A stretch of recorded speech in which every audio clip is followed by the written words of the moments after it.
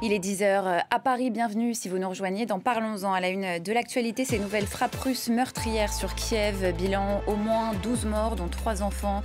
Selon notre correspondante sur place, le bâtiment de la mission de l'Union européenne a été endommagé. À la une également, ce nouveau drame lié aux armes à feu aux États-Unis. 2 enfants ont été tués dans une fusillade à Minneapolis. 17 personnes ont été blessées. Le tireur a ouvert le feu dans une église avant de se suicider.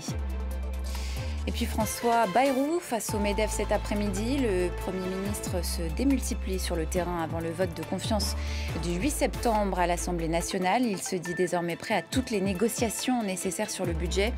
Mais sa chute semble désormais inéluctable. On en parle pendant les 45 prochaines minutes avec Jean Garrigue, historien, auteur de l'essai Élysée contre Matignon, le couple infernal aux éditions Talendier, avec Arnaud Mercier, spécialiste de communication politique, auteur avec Roland Cayrol de Mon voyage au cœur de la Ve République, c'est aux éditions Calman Lévy. Et enfin avec Roselyne Fèvre, chef du service politique de France 24. Bonjour à toutes et à tous, bienvenue, c'est Parlons-en.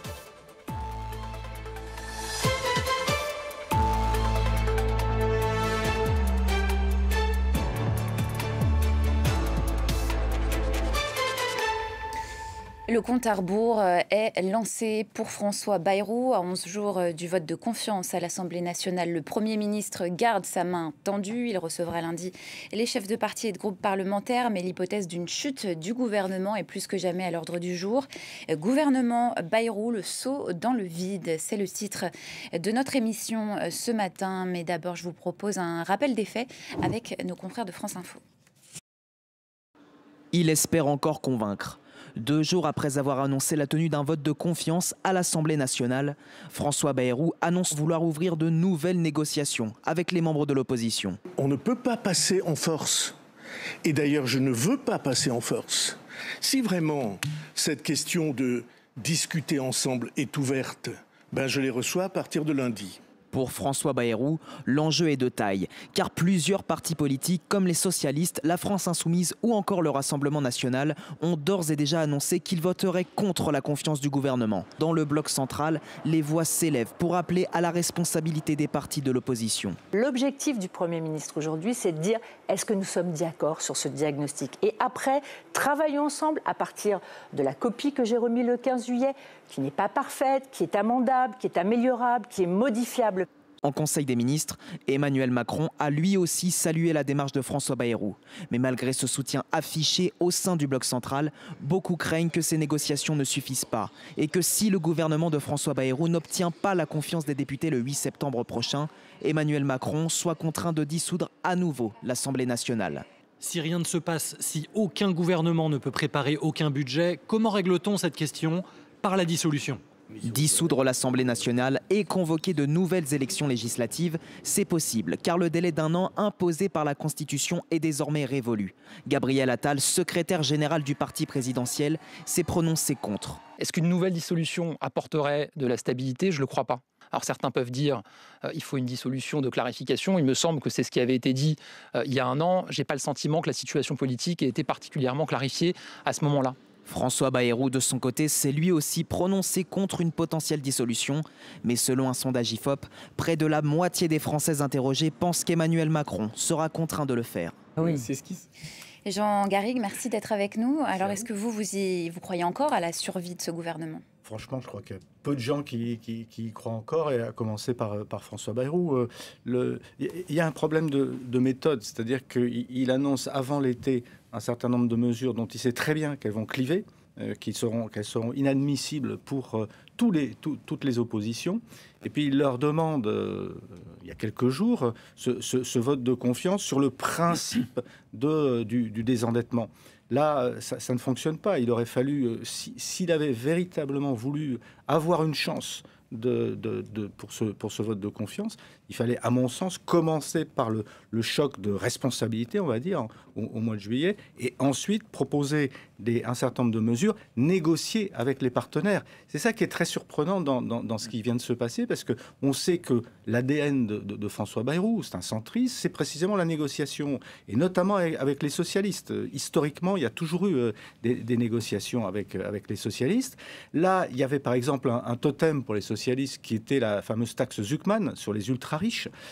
Pourquoi ne pas avoir, dans le package qu'il a proposé, proposer justement quelque chose qui allait dans le sens de la gauche et notamment des socialistes. Donc on comprend difficilement cette attitude, si ce n'est de se dire que François Bayrou, voyant qu'il n'avait quasiment aucune chance d'échapper à la motion de censure au moment du débat budgétaire, eh bien, voulait partir un peu avec les honneurs, comme un Cassandre qui s'en va, comme un Mendès France, puisqu'ici est beaucoup référé. Donc on a l'impression quand même que c'est plutôt ça, je fais mon harakiri politique pour partir avec les honneurs. Arnaud Mercier, je m'adresse aux spécialistes de communication politique que vous êtes. Vous partagez cette impression qu'il partirait avec les honneurs, ou bien c'est un coup de poker politique qui est déjà raté du point de vue de la communication?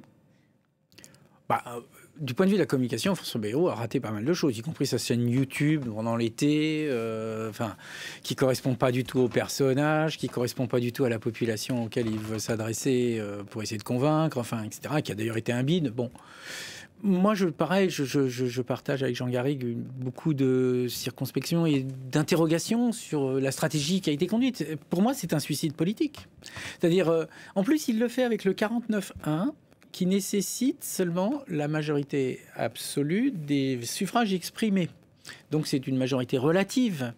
C'est-à-dire que c'est beaucoup plus facile pour l'opposition d'arriver plutôt que pour les motions de défiance, où là, c'est la majorité absolue de l'ensemble des députés. Donc la barre est beaucoup plus haute à franchir. Donc il offre sur un plateau à l'opposition des moyens, y compris par les choix constitutionnels qu'il a fait.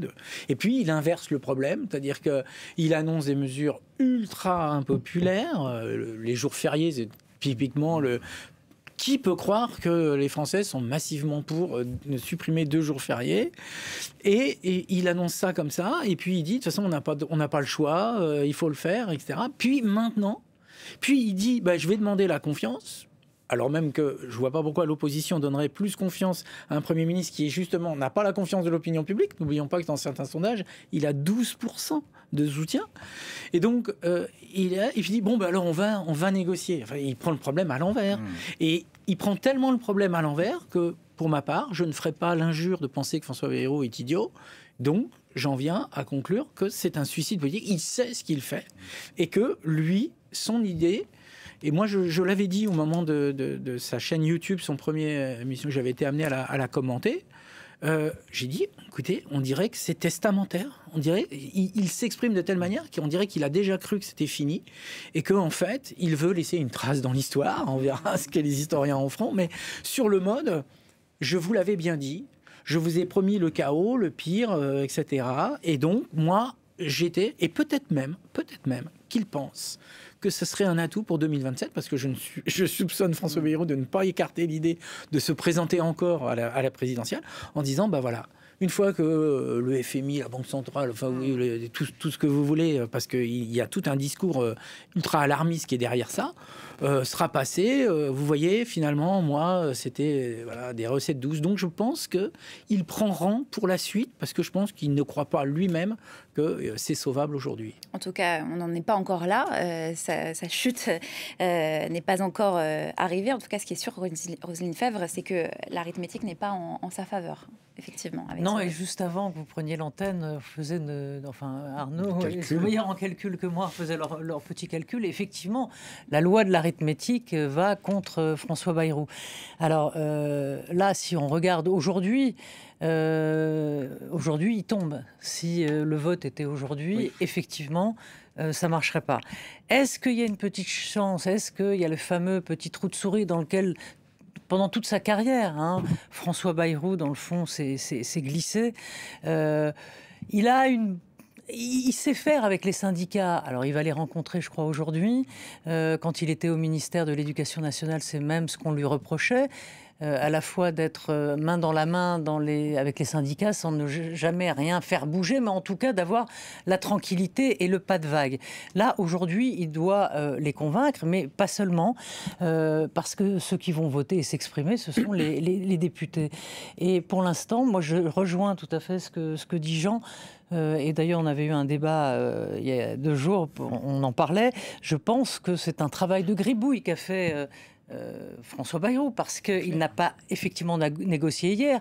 Il s'est pris les pieds dans le tapis lors du 20h hier, lorsque le journaliste lui a dit « Mais attendez, Marine Le Pen vous a envoyé une lettre à laquelle vous n'avez pas répondu », alors qu'avant il venait de dire personne ne m'a répondu, tout le monde était en vacances. Bah si, Marine Le Pen par exemple, elle lui a répondu. Donc il reste peut-être...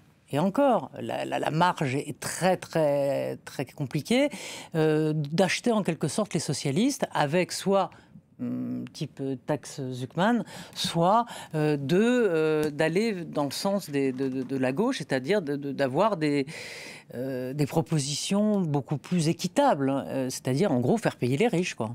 Oui, mais si je peux me permettre quand même, sur les syndicats, gauche primaire, quoi. Sur les syndicats et donc la gauche. Oui. Il y a une espèce de péché originel de François Bayrou à Matignon, parce qu'il a obtenu la bienveillance des socialistes par rapport au vote de la motion de défiance avec cette histoire de conclave pour les retraites, où les socialistes ont cru, avec la CFDT, qu'on allait pouvoir peut-être obtenir... Donc ils ne vont pas se faire avoir deux fois, c'est ça. Parce que après, il y a eu la lettre de cadrage de la convocation du conclave, où c'était, en gros, c'est pas négociable.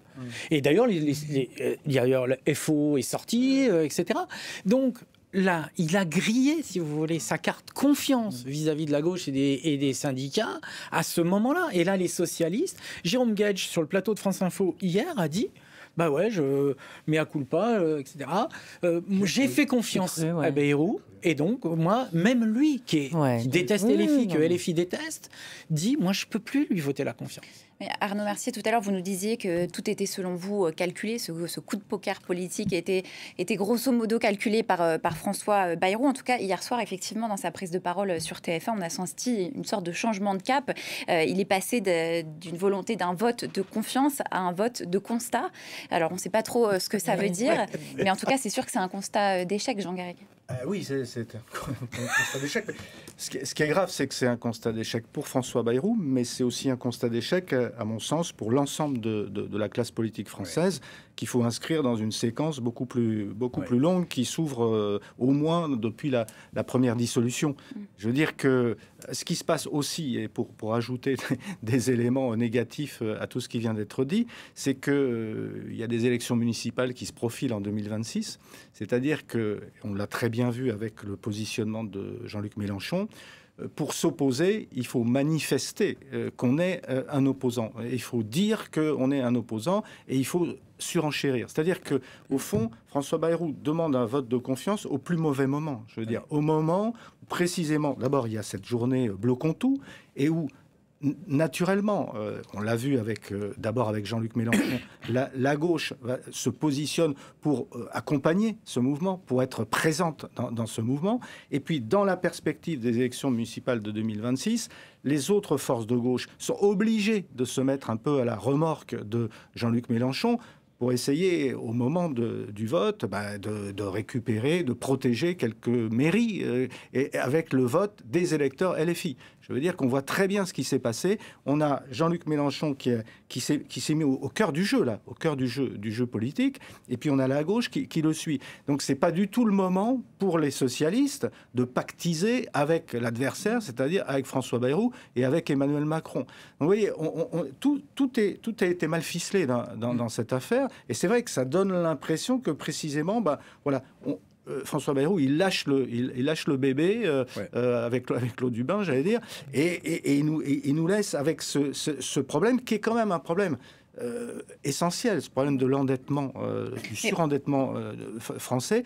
Et on a l'impression que c'est au moins, s'il y avait eu ce débat parlementaire, cette discussion budgétaire, on aurait eu au moins les propositions alternatives.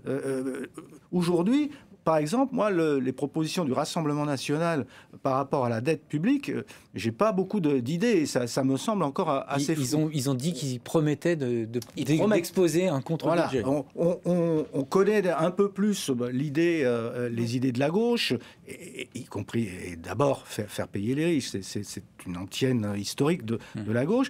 Du côté du Rassemblement national, par exemple, on ne nous dit pas tellement quelles sont les solutions. Et ça, je pense que les Français, ils auraient bien aimé avoir ce débat, malgré tout. C'est vrai que les Français ont l'inquiétude et ils n'ont pas l'explication. C'est ça. C'est-à-dire que Jean a tout à fait raison. C'est-à-dire qu'il aurait fallu ce débat, puisqu'il y a une assemblée tripartite, forcément essayer de faire plaisir à chacun pour trouver des économies. On demande, alors hors LFI, parce que la LFI veut le grand soir depuis la nuit des temps, donc demander au Parti Socialiste, dans le fond, ce que là où on peut, type, je dis, taxe Zuckman, de faire taxer les... ou autre. On peut demander au Rassemblement national, effectivement, quand il parle des doublons, des agences, de la fraude fiscale, de la fraude sociale, forcément, il y a à aller chercher, ce n'est pas infamant. Il y a du grain à moudre. Voilà. Donc, du côté de la droite, alors on sait que la droite, surtout, on ne touche pas aux plus aisés et on ne touche pas aux entreprises, etc. Mais on pouvait... peut-être, je ne sais pas, faire plaisir à chacun pour trouver la somme de ses économies. Je crois que c'est justement ce que Bayrou n'a pas voulu. Bah oui. Hier soir, il a dit qu'il était prêt à faire des concessions. Il faudra voir les cas. Il fait ça au dernier moment. Non, mais Arnaud, ce qu'il a fait, pardon, et je vous laisse, mais ce qu'il a fait, c'est qu'il a fait de l'égalitarisme. Il a fait, puisqu'on ne peut pas choisir, eh bien, on fait un coup de rabot sur tout le monde. Tout le monde va payer. Tout le monde. Ben non, mais c'est ça. C'est moi ou le chaos. C'est la stratégie. Il y en a plus que d'autres. Le problème, c'est qu'il a finalement fermé le débat avant qu'il commence. Absolument. En refaisant à peu près ce qu'il avait fait pour le conclave. Exactement. C'est-à-dire que je pense que François Bayrou, il est convaincu qu'il a raison, avec Emmanuel Macron derrière, parce qu'on nous a bien dit que c'était suite à sa réception au fort de Brégançon. Donc Macron, il n'est pas absent du débat et de la stratégie, j'allais dire. Donc, je pense qu'il a une certaine idée. Il dit il faut raboter sur rien, mais il faut surtout pas toucher à un certain nombre de choses, la fiscalité, les aides aux entreprises, enfin voilà, la politique de l'offre. Ils veulent pas y renoncer. Non. Et je pense qu'il savait que ce qu'il devait faire aurait été détricoter une logique au profit de quelque chose qui est alors la culture du compromis. D'autres après ça la tambouille, qui est justement je prends un morceau de truc et du coup ça devient quelque chose de complètement incohérent. Et je pense que c'est justement ça qu'il voulait pas. Et je pense que c'est ça le calcul qu'ils ont fait, et qu'à partir de là, ils se disent ça passe ou ça casse. C'est pas incohérent d'aller demander à chacun. Non, mais ça donne une politique budgétaire incohérente. Il a obtenu effectivement le soutien du chef de l'État. On peut se demander justement si c'est un bouclier suffisant ou si ça va participer d'un alourdissement politique ou même affaiblir le chef de l'État. Au contraire, par les temps qui courent, le soutien du chef de l'État est plutôt un affaiblissement pour François Bayrou. C'est clair, on est à des taux, des seuils de popularité vraiment très très bas, pour l'un comme pour l'autre d'ailleurs. Et on peut même se demander d'ailleurs s'il n'y a pas des idées machiavéliques dans la tête du chef de l'État, justement, pour se débarrasser de François Bayrou, qui malgré tout s'était imposé à Matignon. Il faut quand même s'en souvenir. C'était pas forcément le choix, on le sait bien. Il a intérêt à une chute du gouvernement, Emmanuel Macron. C'est une question qu'on peut se poser, parce qu'à partir du moment où il fait le constat que la solution Bayrou n'est pas viable, on peut se demander s'il n'aurait pas intérêt à favoriser une alternance. Alors, une alternance, un autre choix. Maintenant, tout le monde se demande ce que pourrait être cet autre choix. D'autant plus qu'on est quand même en présence d'une assemblée ingouvernable, ou tripartite, un fait unique dans toute l'histoire de la Ve République. En tout cas, cette tripartition d'ailleurs qui se renforce d'une fragmentation de chacun des groupes, c'est encore plus compliqué. Et donc, si vous voulez, dans cette perspective-là, est-ce que remplacer François Bayrou par quelqu'un d'autre, quel qu'il soit, peut-être qu'on parlera ensuite des choix, le Cornu ou d'autres, ou un choix technique, un Thierry Breton, un Mario Draghi français, on va dire. Est-ce que ça, ou Pierre Moscovici, de la Cour des comptes, est-ce que ça va changer la donne ? Moi, j'en suis pas sûr. D'autant plus, je le répète, que se profilent les élections municipales et que on est en France et que les préoccupations électoralistes sont toujours prennent le pas, j'allais dire, sur la culture de négociation éventuelle. Donc, la situation est quand même complexe. Alors, en tout cas, si le gouvernement tombe le 8 septembre, une question va très vite se poser, celle de savoir si le budget pourra être voté à temps. Quelles sont les différentes hypothèses, avec quelles conséquences pour les ménages ? On fait le point avec Catherine Rougerie. Avec le vote de confiance, François Bayrou abat sa dernière carte. Mais s'il tombe le 8 septembre, la France pourra-t-elle se doter à temps d'un budget ? Premier scénario, un nouveau Premier ministre est rapidement nommé. Il doit déposer un projet de loi de finances avant le 7 octobre, pour que les parlementaires aient le temps d'abord d'en débattre, puis de le voter avant le 31 décembre. Ce délai est-il tenable ? Au-delà de la vitesse de nomination du gouvernement, ce qui va compter, c'est la capacité à rapidement construire un compromis. Or, il faut bien comprendre que François Bayrou a passé des mois à tenter de construire ce compromis, qu'il n'y est pas parvenu. Et que donc, à partir de là, un nouveau Premier ministre qui découvre, qui doit reformuler un budget, est-ce qu'il peut arriver à trouver ce compromis extrêmement rapidement avant le 31 décembre ? Cette question-là, elle est politique, mais la réponse est plutôt non. Deuxième scénario, un nouveau Premier ministre est nommé tardivement. Alors là, aucun doute, impossible de respecter le calendrier. La France se retrouvera-t-elle sans budget ? Non. Une loi spéciale sera déclenchée. Elle permettra de reconduire le budget de 2025. L'État pourra fonctionner, mais tous les barèmes seront gelés. Par exemple, les prestations sociales, les payes des fonctionnaires et les allocations chômage. C'est ce que l'on appelle une année blanche. La conséquence d'une année blanche, c'est qu'on ne tient pas compte de l'inflation. Et donc, on reconduit exactement le même budget. Donc, plus vous avez de l'inflation, plus vous allez perdre en pouvoir d'achat. Et l'inflation est anticipée à 1,4%. Donc, allez, on peut dire qu'une année blanche, c'est 1,4% de perte de pouvoir d'achat.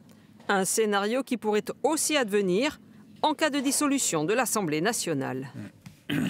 Alors justement, sur le budget, selon François Bayrou, c'est 44 milliards ou rien. Hier, il disait la vie de la nation est en jeu. Est-ce qu'on peut se demander s'il n'y a pas un catastrophisme de François Bayrou ? À quel point dramatise-t-il, Roselyne Febvre, la situation de la dette française ? Non, je crois qu'il ne dramatise pas la situation. La situation, elle est telle qu'il l'a décrit. D'ailleurs, c'est bien pourquoi il y a un misunderstanding justement sur vote pour le constat ou vote de confiance. Donc l'opposition, elle, comprend donner sa confiance et Bayrou dit dites oui ou non sur le constat. Mais le constat, tout le monde est d'accord.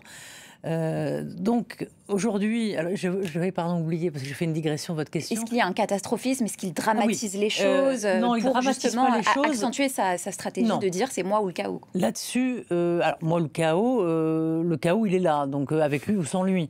Donc la difficulté, c'est sûr que ça va ajouter de l'instabilité, de l'incertitude. Oui, mais ce qu'on disait tous ensemble tout à l'heure, c'est les réponses qu'il y trouve, enfin pour pallier cette dette.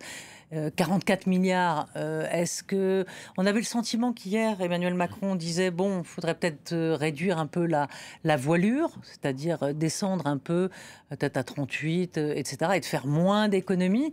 Oui, on a le sentiment que Bayrou s'y est mal pris, qu'il a pris les mauvaises décisions, et peut-être qu'à travers toutes ces hypothèses qu'on est en train de poser, il y a peut-être celle, dans le fond, qu'il en a marre.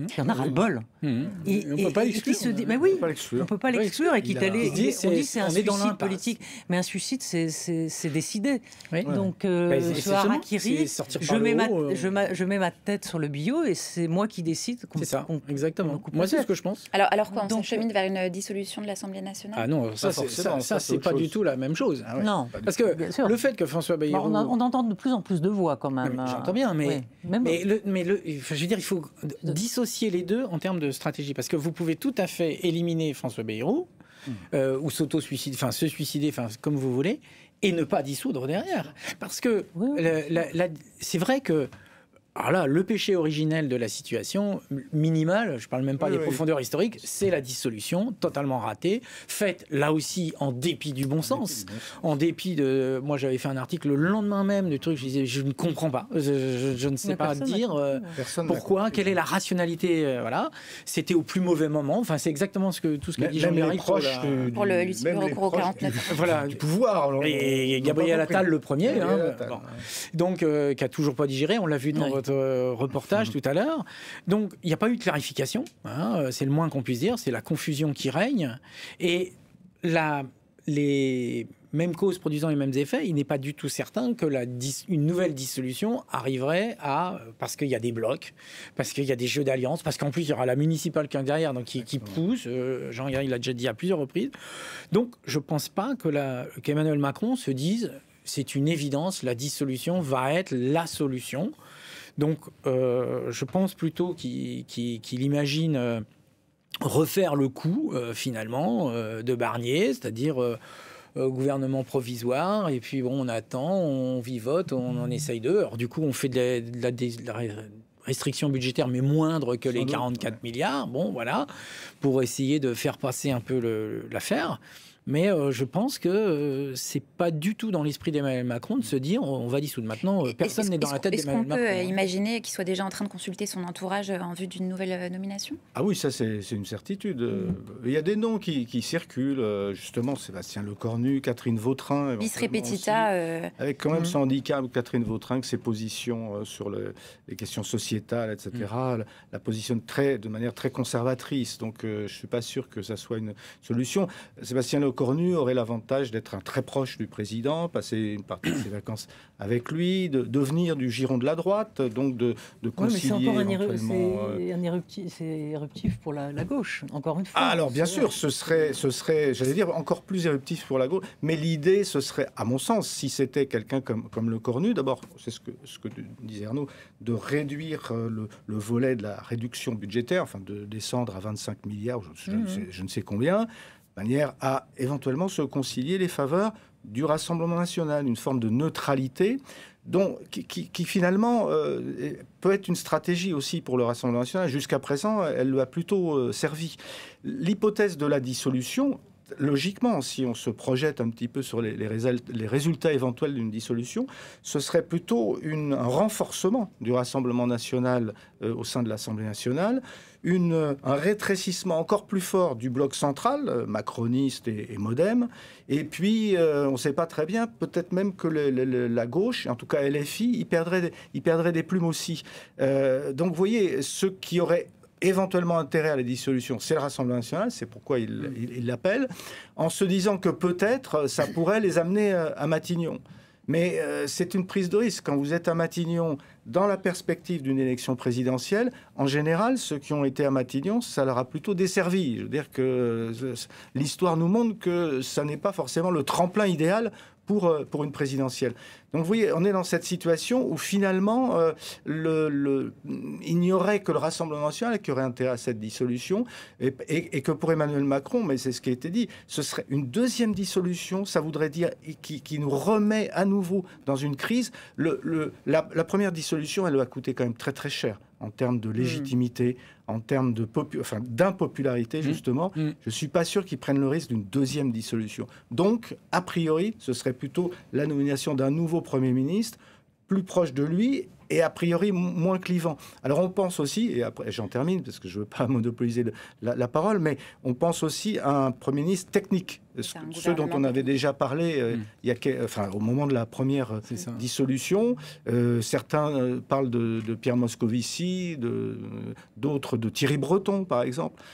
Est-ce qu'il nous sortira un autre personnage de son chapeau ? C'est tout à fait possible. Avec quelle légitimité ? C'est la question qu'on peut se poser. Avec quelle légitimité ? Il y a aussi la stratégie de certains qui disent, et dans le fond, si Emmanuel Macron clarifiait pour de bon, c'est-à-dire qu'il dissout, le Rassemblement national arrive en tête, et qui est à Matignon, soit Marine Le Pen, soit Bardella, et en essayant de les cramer d'ici 2027. C'est ce qui était déjà dit. Ça a déjà été dit dans la précédente dissolution. Mais... Après, nous... C'est un pari risqué. Les observateurs, on se dit qu'il y a peut-être une stratégie extrêmement intelligente cachée, et en fait, ça se trouve, Macron est totalement paumé.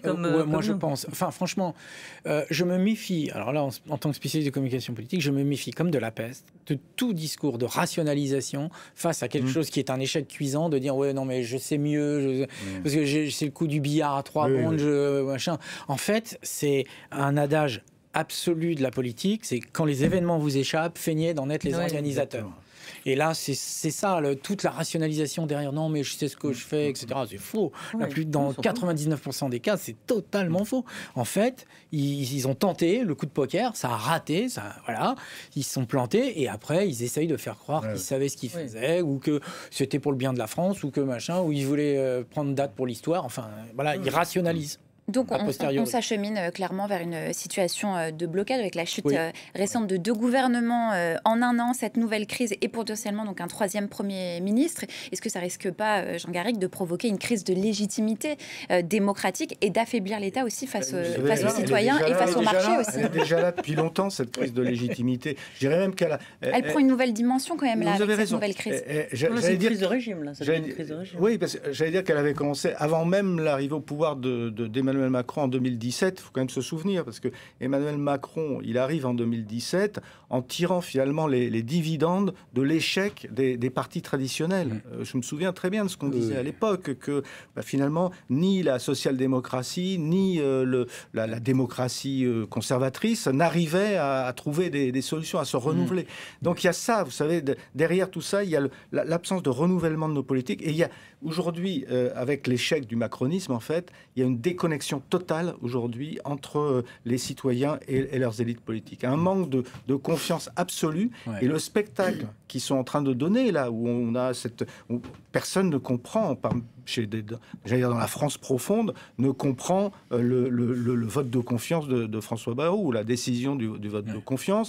Personne ne comprend pourquoi les autres refusent de discuter ou discutent sur d'autres sujets. Enfin, je pense qu'il y a une déconnexion totale et qu'on va la retrouver au moment d'une éventuelle dissolution, au moment de législatives anticipées qui pourraient survenir. C'est pour ça que je ne crois pas, moi, à cette dissolution, mais le blocage, il est là. Ça, c'est une certitude.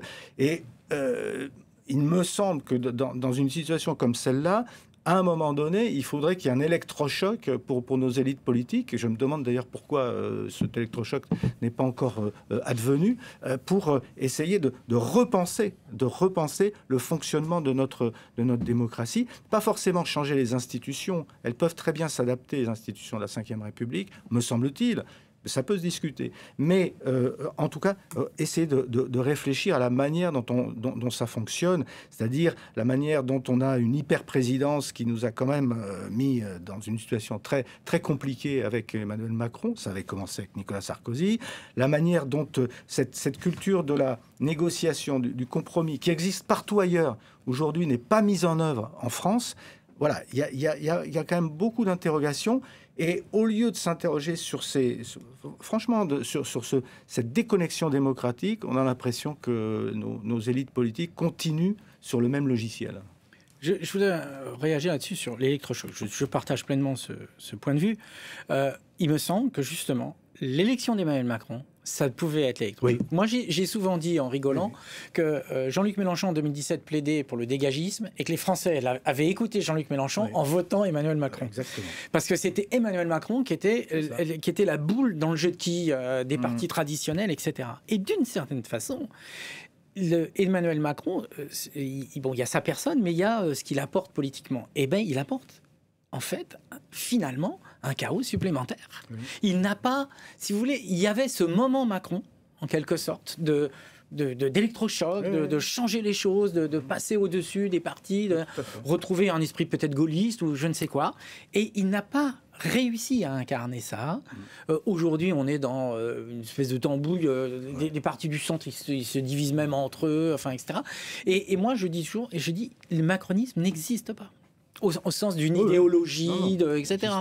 Pour moi, c'est des macroniens, mais c'est pas des macronistes. Et d'ailleurs, on se demande bien ce qui va survivre à l'après Emmanuel Macron. Je veux dire, en termes d'appareillage idéologique, etc. Contrairement au gaullisme, où aujourd'hui, vous avez des gens de gauche qui se réclament du général de Gaulle, le Rassemblement national, et pourtant qui combattaient pour le Front National. Dieu sait qu'ils l'ont combattu. Donc là, on s'achemine vers un 8 septembre où Emmanuel Macron sera finalement totalement mis à nu. Il n'aura plus de pare-feu. Le 8 septembre et le 10 septembre avec la journée de blocage. Il l'est déjà depuis la dissolution à nu.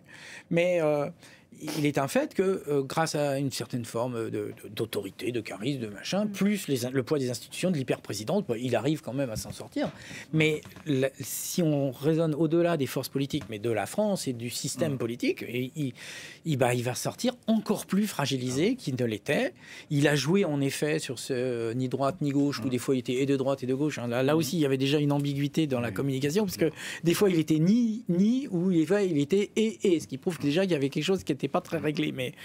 Et donc, le fait est qu'aujourd'hui, alors il y a aussi un autre point, c'est qu'on en parlait en aparté, mais la fragilisation des institutions de la Ve République, elle a commencé bien avant et elle était, comment dire, masquée par le poids du scrutin majoritaire à 2 tours. Mais là, aujourd'hui, la tripartition politique est ainsi faite, y compris dans ces aspects régionaux, qui fait qu'il y a des points de force du Rassemblement national, etc., qui fait que le scrutin majoritaire ne permet plus de dégager de façon, on va dire, artificielle, une majorité qui ne correspond pas exactement à on va dire, l'équité des Donc représentants. il faut changer les institutions ? Peut-être le mode de scrutin. C'est d'ailleurs beaucoup qui le disent en disant allons jusqu'au bout de la logique. De toute façon, maintenant, c'est proportionnalisé à l'Assemblée. Autant avoir une vraie proportionnelle. Et ça permettrait de sortir du piège que vous avez évoqué l'un et l'autre. Par exemple, du Parti socialiste qui est obligé de courir derrière LFI pour les alliances électorales, etc. Parce que le frein à cette culture de la démocratie consociative, collaborative, c'est précisément le mode de scrutin. Parce que là, il faut absolument être allié dès le premier tour dans un fracas. Mais là, il faut gouverner. On peut pas. C'est pas le moment de se poser cette question. Oui, mais c'est jamais le moment. Et là, on est dans une impasse de fonctionnement du système, un fonctionnement de la démocratie parlementaire. Et donc, moi, il me semble qu'à ce moment-là, il faut malgré tout réfléchir. D'ailleurs, ça, c'est un des projets de François Bayrou. Même si le projet de réforme du scrutin de François Bayrou, qui serait un projet mixte un peu à l'allemande, risque de perturber un peu les citoyens. Là encore, ils risquent de rien y comprendre. Mais en tout cas, moi, je pense qu'il faut aller malgré tout vers les modèles qu'on a autour de nous, parce qu'un certain nombre d'entre eux fonctionnent quand même plus efficacement que le nôtre, en tenant compte des spécificités de notre histoire, de notre culture, de l'autorité notamment. Mais il y a quand même aujourd'hui la nécessité de travailler justement sur ces coalitions, sur la manière de dialoguer. Vous voyez bien, il n'y a aucun dialogue en fait dans cette classe politique, pas plus entre l'exécutif et le législatif qu'entre les partis eux-mêmes. Donc aujourd'hui, il faut changer ce logiciel, il faut le comprendre, parce que sinon, les Français, eux, ne comprennent plus comment ça fonctionne. Et au-delà du vote du 8 septembre, Roselyne Febvre, on en parlait tout à l'heure, c'est l'avenir politique qui est irrémédiablement, l'avenir politique de François Bayrou qui est irrémédiablement compromis. On peut déjà se poser la question de son héritage. Quelle crédibilité il va avoir en sortant de cette crise ? Je pense que la crédibilité, pour l'instant, je crois que c'est pas le sujet de François Bayrou. Je pense que lui, il essaye de sortir par le haut de cette affaire et de se sortir de ce piège en feignant effectivement d'être celui qui décide de son propre sort. Peut-être a-t-il des visées présidentielles, mais il a l'air un peu fatigué. Et troisièmement, il en a vraiment ras-le-bol et il va retourner vers ses chevaux à Pau, ce qui est une possibilité. Parce que ça fait quand même 35-40 ans qu'il est sur la scène politique. Il voulait son bâton de maréchal. Il a fait 3 campagnes électorales, 3 campagnes présidentielles. Aujourd'hui, c'est pas infamant de se dire que Michel Barnier s'y est cassé les dents. Il aura tenu plus que Michel Barnier. Et Michel Barnier était quand même quelqu'un de respectable, qui a été le grand négociateur du Brexit. Donc il a fait peut-être aussi des erreurs politiques en pensant que le Rassemblement national allait lui manger dans la main, ce qui n'a pas été le cas. Aujourd'hui, il a effectivement fait des erreurs de tactique avec le Parti socialiste, et Arnaud le rappelait sur le fameux conclave, où ça a été une erreur fondamentale pour la suite. Donc l'avenir de François Bayrou, j'ai envie de dire, on s'en fiche un peu. Je ne pense pas que si on fait un micro-trottoir dans la rue et qu'on demande aux Français, pauvre François Bayrou, que va-t-il devenir ? Mais quelle carte il va pouvoir jouer là dans les 11 prochains jours qu'il sépare de la carte qu'il est en train de jouer là, c'est de se dire retenez-moi ou je fais un malheur. C'est-à-dire, là, il dit 44 milliards ou rien. Et il est là, il est en train de semble-t-il, vous le releviez tout à l'heure, de changer un peu de position, de dire mais du côté, je peux faire un geste du côté des plus riches, c'est-à-dire d'aller taxer les plus hauts revenus. Donc on sent bien qu'il essaye encore de négocier. Donc c'est quelqu'un qui est toujours dans la négociation, enfin, ou qui croit qu'il l'est, puisque cet été, il était visiblement tout seul à négocier dans son bureau avec lui-même, puisque personne... tout le monde a dit qu'il n'avait pas eu... Il a dit qu'il les appelait au téléphone. Il a dit qu'il... Enfin, Marine Le Pen lui a écrit, il n'a pas répondu. Donc, soit il joue au Scrabble, je ne sais pas. Donc, il y a, de la part de François Bayrou, quand même une stratégie, moi, qui m'échappe. Je ne sais pas si mes camarades autour de la table... depuis le début. Voilà, donc là, est en train de commenter à la fois pas le vide, mais l'incompréhension. À un moment, on est condamné à dire soit des bêtises, soit à être dans la tête de Bayrou, ce qui n'est pas le cas. Donc voilà, j'ai envie de dire les bras François Bayrou, il se réfère en permanence donc à Pierre Mendès France, exemple illustre de quelqu'un qui est resté un peu moins de 8 mois au pouvoir, mais et qui est resté la tête haute, mais qui est parti aussi la tête haute et populaire. Et il y avait plus de 50% des Français qui auraient souhaité qu'il reste. C'est qui est très différent de ce qui se passe pour François Bayrou. Et j'ajoute que Pierre Mendès France, il avait fait ce qu'il avait dit, c'est-à-dire qu'il avait promis la paix en Indochine, et il a signé la paix en Indochine, il a commencé la décolonisation du Maroc et de la Tunisie, il a fait beaucoup de choses. Là, malheureusement, le bilan de François Bayrou, qui reposait entièrement sur cette question du désendettement, par la faute stratégique qu'il a commise, la faute de méthode qu'il a commise, l'empêchera de partir comme un Mendès France et de laisser une trace comme Mendès France l'avait laissé. D'ailleurs, vous noterez quand même que ce que vous dites sur Mendès France est tout à fait bien évidemment juste, et c'est l'histoire, mais la carrière de Mendès France, parce que justement il y avait cette droiture et cette probité, n'a pas été un... Ah bah non, c'est un échec. Il n'a pas duré. Oui, mais il a aussi refusé la logique de la 5e République, puisqu'il ne voulait pas se présenter à l'élection présidentielle. Il refusait l'élection directe aussi. François Bayrou s'y inscrit totalement, et c'est vrai qu'on lui prête l'intention de se présenter en 2027. Là, j'ai l'impression qu'avec ce qui est en train de se passer, il se condamne à l'échec pour une éventuelle présidentielle. Là, on s'achemine donc clairement vers une situation de blocage, et on se dit aussi que ça va ne faire qu'empirer d'ici 2027 avec toutes les velléités individuelles, effectivement. Jusqu'ici, les Républicains étaient en soutien, mais est-ce que, c'est aussi la question, est-ce que Bruno Retailleau, par exemple, ne va pas en profiter pour se lancer, Roselyne Febvre ? Bruno Retailleau, oui, c'est un peu tôt. Vous voulez dire dans la présidentielle ou dans le... Vraiment sur l'avenir de la France jusqu'à 2027, ça va être uniquement je pense qu'il joue de la campagne électorale. Oui, mais ça, vous avez raison. Ça, c'est évident que là, à partir de maintenant, on est en campagne électorale. Et c'est d'ailleurs ce qui... ce qui plombe tout. Ce qui plombe tout, c'est que voilà, chacun, Retailleau, lui, veut concourir à l'élection présidentielle avec Wauquiez et Basque qui lui mord les mollets. Voilà, LFI, Mélenchon veut son tour de piste. Mélenchon est en campagne. Il est en campagne. Le plus vite possible. Marine Le Pen ne peut pas l'être, mais elle sait très bien que soit à la faveur d'une dissolution, elle devient Première ministre, soit Jordan Bardella sera le candidat à la présidentielle en 2027. Donc, dans le fond, tout le monde est dans ce marigot et ça fausse tout. Et je crains, pour le coup, que l'avenir de la France et de la dette passe au second plan. Mais même au sein du camp centriste. Je veux dire, parce que tout ce que vous avez décrit, c'est très juste, mais même au sein du camp centriste, les rivalités entre Attal, etc., font qu'eux-mêmes soutiennent mollement François Bayrou depuis le début. Mais la question, c'est comment on va faire tourner le pays avec la course de petits chevaux pour 2027, une absence de majorité au Parlement, et puis en toile de fond, ce risque financier énorme.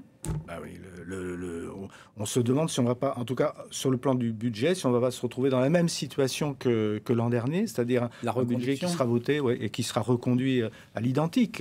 Alors c'était un petit peu d'ailleurs, c'était un des projets de Bayrou, enfin l'année blanche dont il parlait. C'est pas tout à fait la même chose d'ailleurs. Mais bon, il y avait ce statu quo qu'on voulait garder.